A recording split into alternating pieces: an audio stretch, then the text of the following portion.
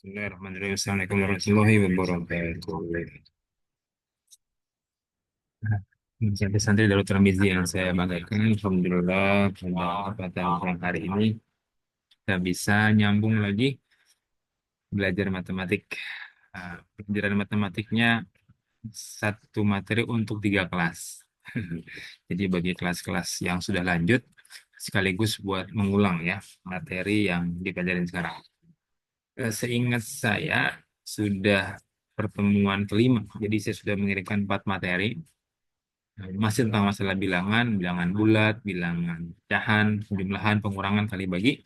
Nah, sekarang pangkat. Nah, sebelum kita lanjutkan, mari sama-sama kita awali mengatakan suatu Fatihah. Semoga pertemuan kita menjadi berkah. Fatihah. A'udzubillahi minasyaitonirrajim. Bismillahirrahmanirrahim.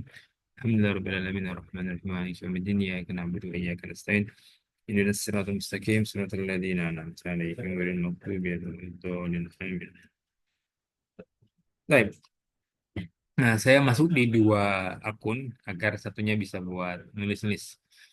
Dan ini juga sengaja di record agar kemudian kalau besok ada yang kurang jelas, teman-teman bisa melihat rekamannya yang sudah saya rekam pada hari ini. Oke, kita mulai masuk kepada slide pertama mengenal bilangan berpangkat bulat positif. Oke, bilangan berpangkat juga dikenal dengan istilah bilangan eksponen, bukan bilangan tapi bilangan. Ini harusnya bi. Oke, bilangan eksponen atau bilangan berpangkat. Jadi kalau misalnya nanya bilangan eksponen itu apa? Ya itu bilangan pangkat. Jadi contohnya seperti ini. 2/3 atau 10/2. Nah, 10/2 dalam penulisan biasanya sama seperti 10 dikali 10, yaitu 100. Jadi sederhana saja. Kalau pangkatnya 3, berarti ini ya 2 kali 2 kali 2. Berapa jawabannya? 8. Karena 2 kali 2 4, 4 kali 2 8. Oke. Secara umum, bilangan berpangkat dapat dinyatakan dalam bentuk A pangkat B dengan A dan B-nya bilangan bulat. Nah, yang ini sebenarnya teman-teman nggak perlu bingung karena dalam juklaknya atau dalam materinya memang harus disebutin bahwa ini adalah bilangan bulat. Nah, bisa gak bilangan yang lain selain bilangan bulat? Bisa sebenarnya. Cuma nanti bukan di kelas 7 kita belajar, tapi di kelas-kelas yang lain. Jadi kurang begitu. Slide pertama selesai terkait dengan definisi bilangan bulat. Kita masuk ke slide yang kedua. Ada apakah? Nah, ini dia. Faktor bilangan. Bilangan bulat A dikatakan faktor dari bilangan bulat B jika ada bilangan bulat N sedemikian sehingga A kali N sama dengan B. Nah, yang atas ini disebut sebagai definisi. Nah, definisi itu memang selalu menjelimet karena dia harus menjelaskan secara deskriptif tentang suatu istilah. Karena ngomongin faktor bilangan, maka bagaimana caranya menjelaskan faktor bilangan dengan bahasa. Sehingga kemudian ketika dituliskan bahasanya, orang yang baca ngerti. Tapi seringnya ketika didefinisikan malah nggak ngerti. Karena bahasanya terlalu ribet. Nah, sebenarnya begini aja tanya. 2 dikatakan faktor dari 6, ya. Karena ada 3. Nih, ada 3. Yang kalau dikaliin 2 kali 3, hasilnya 6. Gitu. Nah, kalau misalkan nanti nggak ada bilangan bulat 3-nya yang bisa membuat angka 6 dalam soal ini gitu maksudnya. Maka itu bukan faktor. Contoh misalnya 4. Apakah 4 faktor dari 6? Ya, jawabannya bukan. Karena tidak ada angka bulat yang dikali 4 hasilnya 6. Kecuali angkanya pecahan. Sedangkan definisinya bilang harus bilangan bulat. Oke, semoga sampai sini teman-teman paham. Kalau nggak paham nanti diulang-ulang aja ini videonya ya. Sampai paham. Terus kalau nggak paham juga tanya. Ya, sangat boleh buat bertanya insya Allah. Oke, kita lanjut ke slide yang ketiga. Nah, ini contoh. Tentukan faktor dari bilangan 648. Kemudian nanti ketika ketemu faktornya, ubah menjadi bilangan berpangkat. Jadi pertama kita cari dulu faktornya dari bilangan 648. Gimana caranya? Dulu mungkin teman-teman pernah belajar pohon faktor, entah di SD terutama ya, karena sekarang SMP.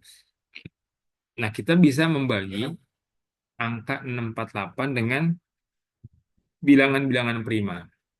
Kenapa prima? Karena bilangan prima itu bilangan yang khas di matematik.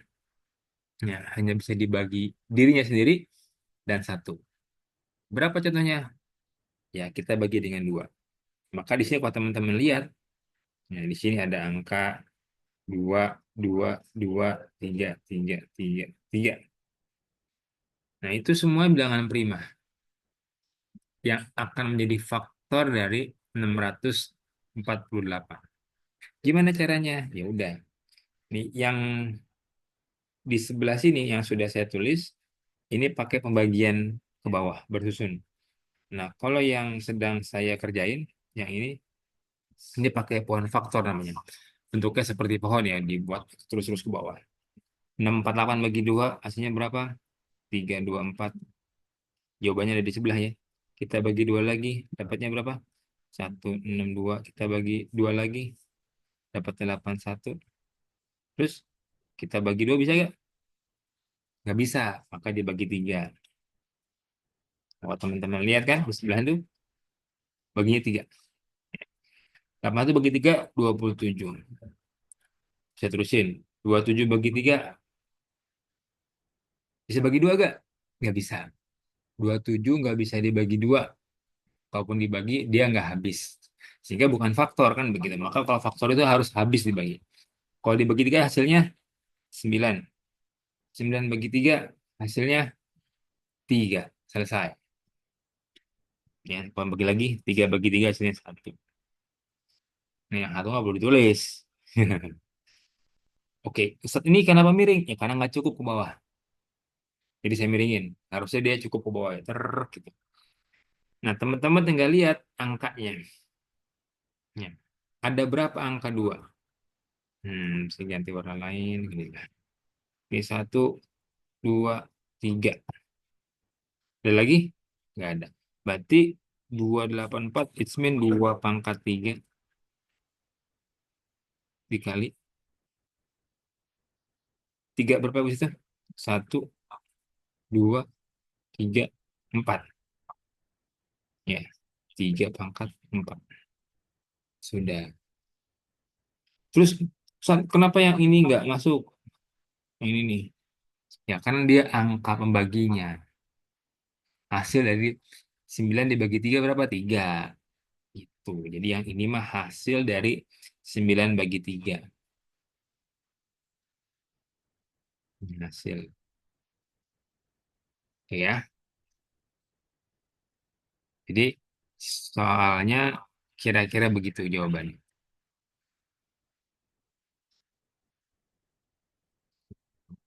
Tidak mengerti nanti bisa ditanyain ya. Nah, sampailah kita kepada slide berikutnya untuk membandingkan bilangan berpangkat besar. Oke. Nah, terkadang teman-teman ketika melihat soal akan mengira bahwa 5 pangkat 6 dengan 6 pangkat 5 itu hasilnya mirip-mirip. Nah, padahal kalau kita uraiin, wah ternyata jauh banget bedanya.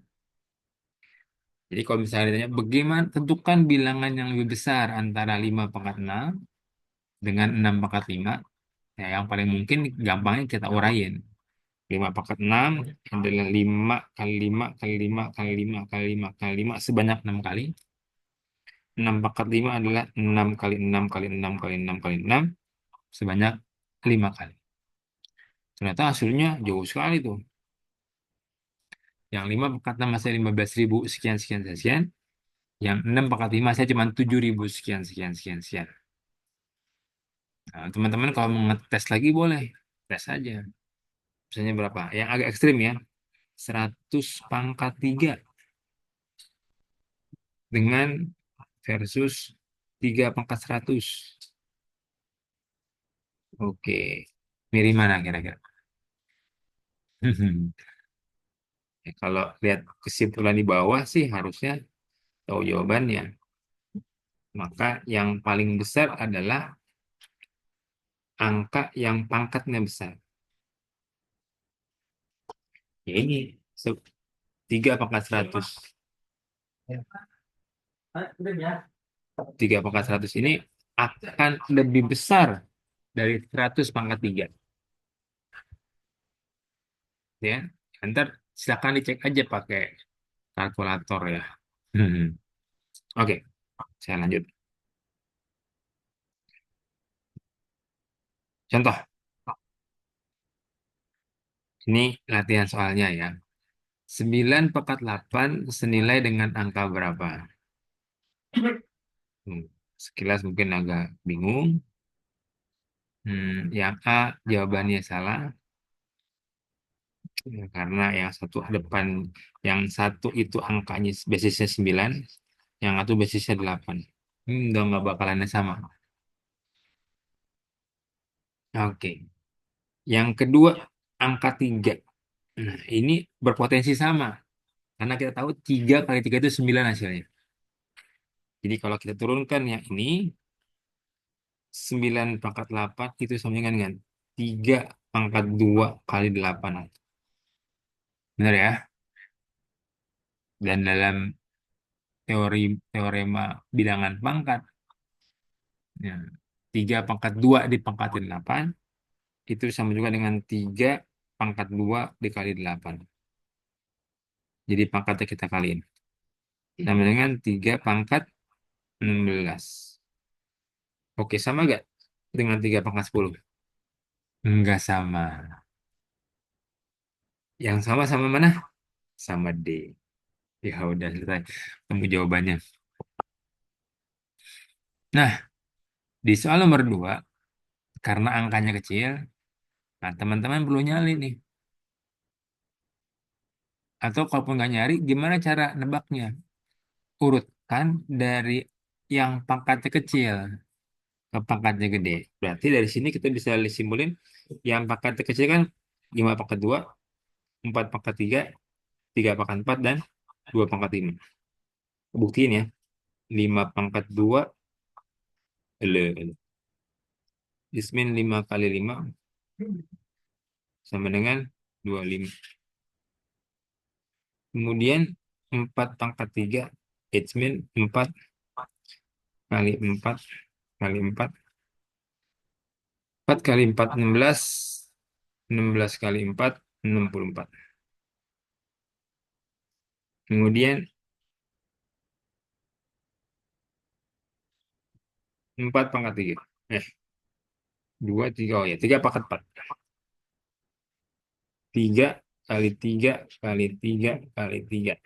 Ya, 3 kali 3, 9. 9 kali 3, 27. 27 kali 3, 81. Nah ya, terakhir 2 pangkat 5. Bener kagak nih? Hitung aja. 2 kali 2 kali 2 kali 2 kali 2. Bener ya? Ada 5. Itu 2, 3, 4, 5. Oke. 2 kali 2, 4. 4 kali 2, 8. 8 kali 2, 16. 16 kali 2,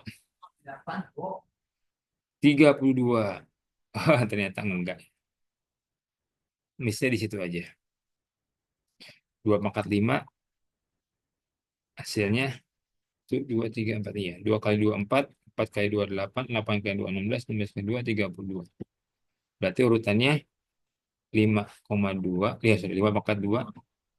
2 pangkat 5, kemudian ini 4 pangkat 3, dan 3 pangkat 4. Oke, udah ya. Itu jawabannya 52, 25, 43, dan 34. Ini dia nih. Kayaknya soalnya habis. Oh, ada lagi.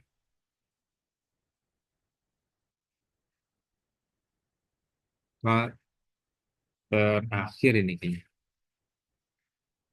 Nyatakan bilangan berpangkat berikut menjadi bilangan desimal. Oke. Berarti kalau 10 pangkat 8 itu adalah 10 dengan nolnya 8. Jadi kan 10 kali 10 kali 10 kali 10 kali 10 kali 10 kali 10 berapa nih? 1, 2, 3, 4.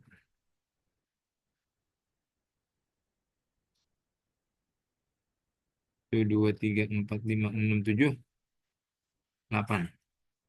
Satu. Nolnya berapa? 1, 2, 3, 4, 5, 6, 7, 8. 8 ya. Itu 2, 100 juta ya. Dah, ini. Jadi, eh, 10 pangkat 8 itu artinya 100 juta. Kalau minus 10 pangkat 6 artinya berapa? Min 10 kali min 10 kali min 10 sampai 6 kali.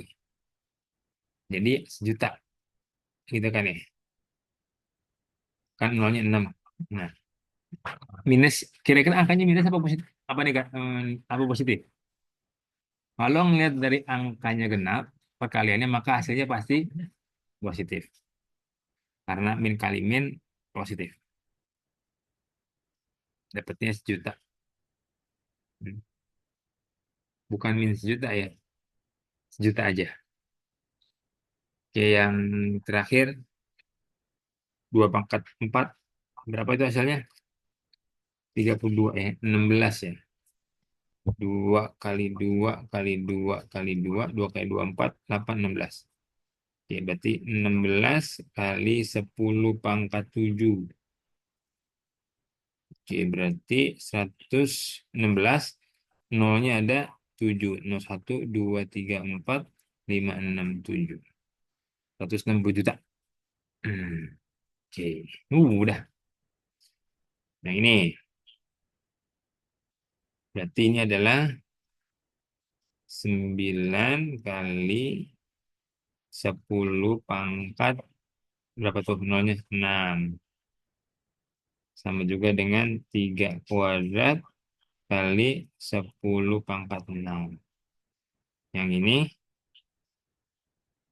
min 15 kali 10 pangkat 5. Udah. Sekian. Hmm, semoga teman-teman paham untuk materi kali ini. Insya Allah kita jumpa lagi dengan materi-materi berikutnya. Bagi yang belum mengerti, bisa diulang videonya atau bisa tanyakan lewat Ustadz kepada saya. Assalamualaikum warahmatullahi wabarakatuh.